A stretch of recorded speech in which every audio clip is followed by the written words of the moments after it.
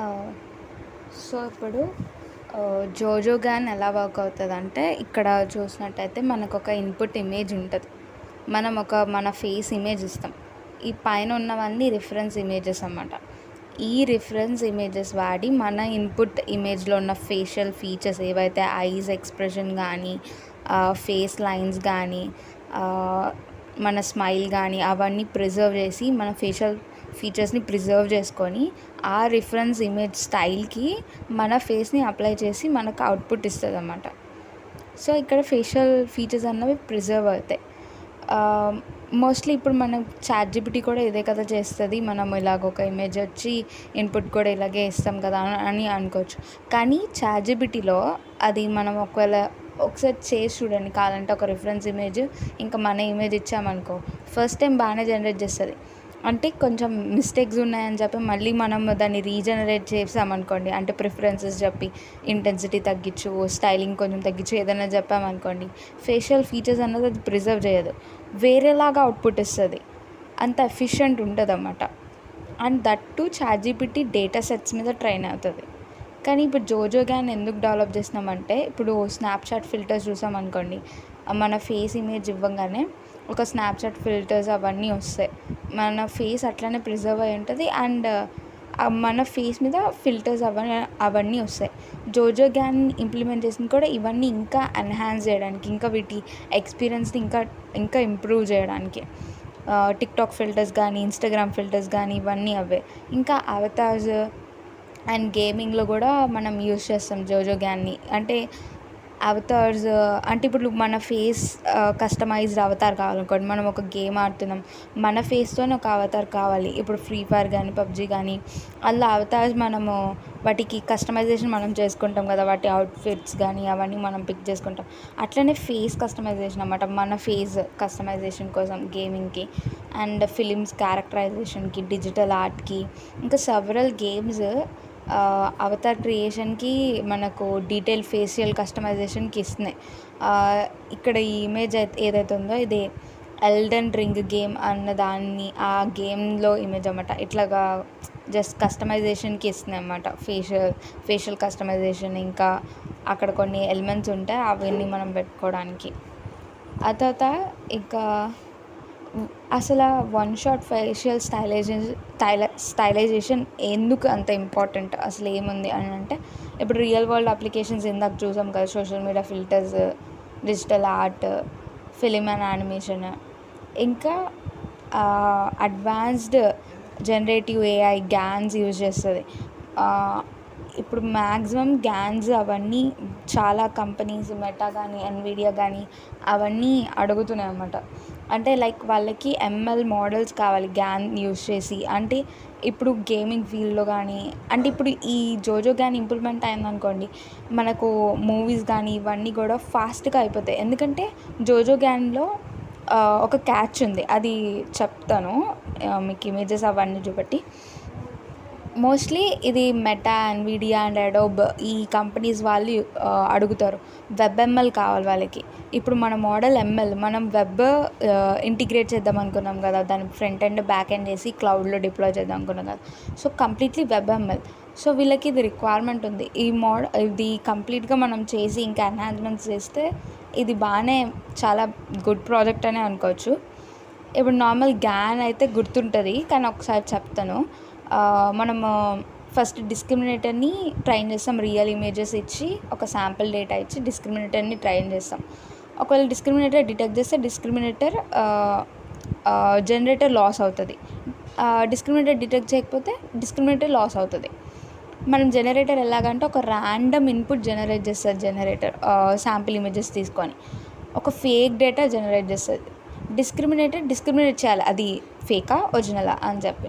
ఒకవేళ అది ఫేక్ అని డిటెక్ట్ చేసింది అనుకోండి, జనరేటర్ లాస్ అవుతుంది, మళ్ళీ ట్రైన్ అవుతుంది జనరేటర్ ఒక కరెక్ట్ ఇమేజ్ జనరేట్ చేయడానికి. సో ఈ గ్యాన్ బట్టి స్టైల్ గ్యాన్ జనరేట్ అయింది. స్టైల్ గ్యాన్ ఎట్లా అంటే ఒక బీస్ట్ లాగా అన్నమాట. అంటే చాలా రియలిస్టిక్ ఇమేజెస్ జనరేట్ చేయగలదు, చాలా. కానీ దీనికి అంతే చాలా ఎక్కువ డేటా సెట్ కావాలి. ఒక 70,000 ఇమేజెస్ అట్లాగా ఫేసెస్ యొక్క ఇమేజెస్ తీసుకొని అప్పుడు అది ఫేక్ పోర్ట్రేట్స్ క్రియేట్ చేయగలమన్నమాట. చాలా హై డేటా సెట్ ఇస్తే కానీ అది క్రియేట్ చేయలేదు. ఫ్రమ్ ద స్క్రాచ్ నుంచి ఇది బిల్డ్ చేశారన్నమాట స్టైలైజేషన్ చేయడానికి. అంటే మన ఫేస్ని ఒక డిఫరెంట్ స్టైల్స్లో పెట్టడానికి చాలా హ్యూజ్ డేటా సెట్ వాడారు. అండ్ దీంట్లో ఒక క్యాచ్ ఏంటంటే ఎక్కువ డేటా సెట్ కావాలి, ఎక్కువ ట్రైనింగ్ పీరియడ్ కూడా 1 hour అట్లా ట్రైనింగ్ పీరియడ్ కావాల్సి వస్తుంది. అంటే మనం ఒక ఇమేజ్ ఇచ్చి నాకు ఈ స్టైల్లో కావాలి, నాకు ఇలా కార్టూన్ స్టైల్లో కావాలని ఇస్తే ఒక 1 hour పడుతుంది దానికి జనరేట్ చేయడానికి. అండ్ ఇది అంత ఫాస్ట్ కాదు. అండ్ ఇది అవుట్పుట్ కూడా ఎంత ప్రిజర్వ్డ్గా ఇవ్వదు. ఒక్కొక్కసారి చాలా మెస్డప్గా వస్తుంది, అంటే కొంచెం పిచ్చి పిచ్చిగా వస్తుంది. అంటే మనకు చూడగానే అర్థమవుతుంది అది ఏఐ లాగా. అంటే ఏఐ అని డిటెక్ట్ చేస్తాం, కానీ ఇది మరీ దారుణంగా జనరేట్ చేస్తుంది అన్నమాట. అందుకని స్టైల్ గ్యాన్ యాక్చువల్గా ఎన్విడియా వాళ్ళు డెవలప్ చేసిండ్రు. ఇది అలా కొంచెం మెస్డప్గా ఉంది, ఇంకా high data set, high training period కావాల్సి వస్తుందని దాన్ని దాన్ని ఎన్హాన్స్ చేస్తూ దాని లిమిటేషన్స్ని తగ్గించడం కోసం జోజో గ్యాన్ తీసుకొచ్చారు. జోజో gain entirely 1 shot face stylisation అనమాట. ఇప్పుడు మన ప్రాజెక్ట్ దీని బేసిస్ మీద. ఇప్పుడు జోజో గ్యాన్ ఎలా అంటే ఏదైతే దీంట్లో స్టైల్ గ్యాన్లో ఏవైతే మెసేజ్ ఉన్నాయి అండ్ ఇష్యూస్ ఉన్నాయో దాన్ని తగ్గించడం కోసం జోజో గ్యాన్కి ఒక్కటే ఇమేజ్ కావాలి. ఒక్కటే ఇమేజ్, రిఫరెన్స్ ఇమేజ్, ఒక ఇన్పుట్ ఇమేజ్ కావాలి. అండ్ 30 to 60 secondsలో జనరేట్ చేస్తుంది అవుట్పుట్. చాలా అంటే చాలా ఫాస్ట్ స్టైల్ గ్యాన్తో కంపేర్ చేస్తే. అండ్ ఇది ఐడెంటిటీని ప్రిజర్వ్ చేస్తుంది. ఆర్క్ ఫేస్ అని ఒక ఫ్రేమ్వర్క్ యూజ్ చేసి అది స్టిల్ మనలాగానే ఉంటుంది అన్నమాట. అంటే స్టైల్ అప్లై చేసిన తర్వాత కూడా నువ్వు చెప్పగలవు, ఓకే ఇది నా ముఖం, ఇది వాడి ముఖం అని మనం డిటెక్ట్ చేయగలుగుతాం అన్నమాట. అంటే మన ఐస్, ఫేషియల్ లైన్స్ ఉంటాయి కదా, మన స్మైల్ లైన్స్ కానీ అవి ఇవన్నీ ప్రిజర్వ్ చేస్తుంది. ఈవెన్ ఇప్పుడు మనం ఒక గొరిల్లా ఇమేజ్ ఇచ్చి, మన ఇమేజ్ ఇచ్చి నాకు ఈ స్టైల్లో కావాలని ఇచ్చామనుకోండి, మన ఫేషియల్ ఫీచర్స్ని ప్రిజర్వ్ చేస్తూ యానిమల్ ఫేషియల్ స్టైలైజేషన్ చేస్తుంది. ఇది ఒక పెద్ద ప్రామినెంట్ పాయింట్ లాగా చెప్తారు జోజో గ్యాన్లో. అంటే మ్యాక్సిమం మిగతా వాటిల్లో అలా లేదు. అండ్ ఇది చాలా ఫాస్టర్. ఇప్పుడు స్టైల్ గ్యాన్లో అవుట్పుట్ చూసారనుకోండి, ఇదేమో మరి ఏమి ఇన్పుట్ ఇచ్చో తెలీదు, నేను వెతికితే దొరికింది ఇది. ఇక్కడ ఇమేజ్ చూసారంటే ఇది ఒక బేబీ ఫోటో. ఇలా మనకు తెలుస్తుంది చూసారా, ఇదంతా చూడటానికి చండలంగా ఉంది. ఇది కూడా అట్లనే జనరేట్ చేసింది. స్టైల్ గ్యాన్లో వర్షన్స్ అన్నమాట ఇవి, ఇంటర్నల్ యాక్టివిటీస్ ఇవన్నీ. ఆ ఇమేజ్ చూస్తేనే అర్థమవుతుంది మనకి. అండ్ జోజో గ్యాన్ అవుట్పుట్ చూసాను కానీ ఇది ఒక మనిషి ఇమేజ్ అండ్ ఇది ఒక స్టైల్ రిఫరెన్స్ ఇచ్చి తర్వాత ఈ మనిషిది ఇలా స్టైల్ చేసింది. అంటే ఫేషియల్ ఫీచర్స్ని ప్రిజర్వ్ చేసింది అండ్ ఫేషియల్ లైన్స్ కూడా ప్రిజర్వ్ చేసింది. ఎవ్రీథింగ్ సేమ్ ఉండేలాగా చేసింది మ్యాక్సిమం. ఇక్కడ వీటి డిఫరెన్సెస్ పెట్టాను. అంటే స్టైల్ గ్యాన్ ఏమో hundreds of ఇమేజెస్ నీడ్ ఉంటుంది, అంటే దాని ఫీచర్స్ ఇవి. అండ్ జోజో గ్యాన్లో ఒకటే. ఫైన్ ట్యూనింగ్ చేయడానికి హవర్స్ పడుతుంది. దీనికి 30 to 60 seconds, మ్యాక్సిమం 30 secondsలో అవుతుంది. ఆ స్టైల్ బాగా ఎక్కువ ఉంటే కానీ 60 seconds దాకా వెళ్ళదు. ఐడెంటిటీ చూస్తే ఇది డిసార్టెడ్ వస్తుంది, ఇది ప్రిజర్వ్డ్ వస్తుంది. ఇదేమో వెబ్ ఫ్రెండ్లీ కాదు, ఇదేమో అవును. అంటే మనం WebML చేయొచ్చు దీంతో, అంటే మనం వెబ్సైట్స్ అవన్నీ చేయొచ్చు. కానీ స్టైల్ కానీ అట్లా కాదు. అండ్ జోజో గ్యాన్ దేనికి స్పెషల్లో ఇప్పుడు చెప్పిందే ఇక్కడ మళ్ళీ పాయింట్స్ పెట్టాను, అంటే ఒకసారి పాజ్ చేసుకొని చదువుకోండి. ఇంకా జోజో గ్యాన్ ఎట్లా వర్క్ అవుతుంది అంటే మనం ఒక సెటప్ తీసుకుంటాం, ట్రైన్డ్ స్టైల్ గ్యాన్ వాడతాం. ఇంకా ఇమేజ్ని గ్యాన్ ఇన్వర్షన్ చేస్తాం, ఇవన్నీ ఫార్ములాస్ అంటే రీస్టైలింగ్ చేయడం కోసం. తర్వాత ఒక పెయిడ్ డేటా సెట్ తీసుకుంటాం, అంటే జనరేట్ చేయడానికి అన్నమాట. మనము పెయిడ్ అంటే ఇప్పుడు మనం ఇచ్చిన ఇన్పుట్ ఇమేజ్ ఇంకా స్టైల్ ఇమేజ్, అది పెయిడ్ డేటా సెట్. ఆ స్టైల్ని ఈ మిక్సప్ చేయడం కోసం ఈ ఫార్ములాస్ అవి వాడతారు. అండ్ ఫైన్ ట్యూనింగ్ చేయడానికి ఇంకా పర్సెప్చువల్ లాస్కి ఈ formula. And arc face preserve చేసుకోవడానికి ఇన్ఫరెన్స్ స్టైలైజేషన్ ఇన్పుట్ U1 తీసుకొని ఇట్లా ఫార్ములాస్, అంటే ఇన్పుట్ తీసుకొని గ్యాన్ ఇన్ఫర్మేషన్ జరుగుతుంది. తర్వాత స్టైల్ మిక్సింగ్, ఫైన్ ట్యూన్డ్, తర్వాత స్టైలైజ్డ్ అవుట్పుట్ వస్తుంది మనకి. ఇది మన టెక్ స్టాక్. ఏదో ఒకసారి పాజ్ చేసుకొని చదవండి. బ్యాక్ ఎండ్ మ్యాక్సిమం ఫ్లాస్క్ కాకపోతే జాంగో వాడదాం.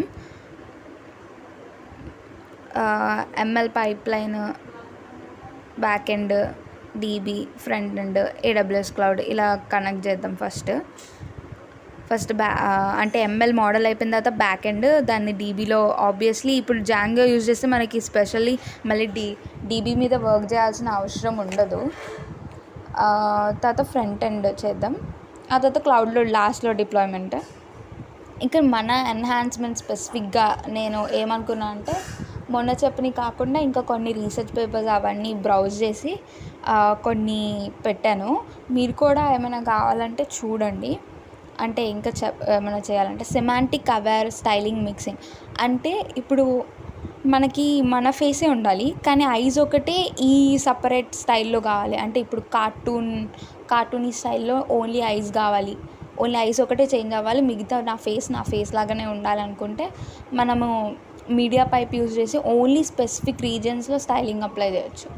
ఇంకొక సెకండ్ ఎన్హాన్స్మెంట్ ఏంటంటే వీడియో స్టైలైజేషన్. అంటే ఇప్పుడు మనం స్టాటిక్ అవుట్పుట్స్ అవుతున్నాయి కదా, అంటే ఓన్లీ సెల్ఫీ ఇస్తే మనకు ఇన్పుట్ మనం ఇమేజ్ ఇస్తే అవుట్పుట్ ఇమేజ్లో వస్తుంది కదా.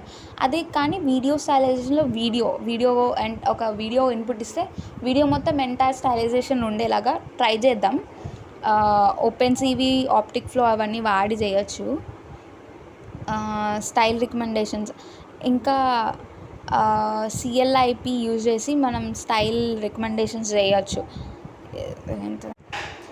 స్టైల్ రికమెండేషన్ ఏంటంటే ఇప్పుడు కొంతమంది ఉంటాం అంటే లైక్ ఇప్పుడు మనం అంటే సిఎస్సి వాళ్ళం కాబట్టి మనకు తెలుసు ఒక సర్టెన్ వర్డ్స్ ఇట్లా ఇస్తాం. కార్టూన్ కావాలి, వ్యాన్ గోగ్ కావాలి, యానిమే స్టైల్లో కావాలి.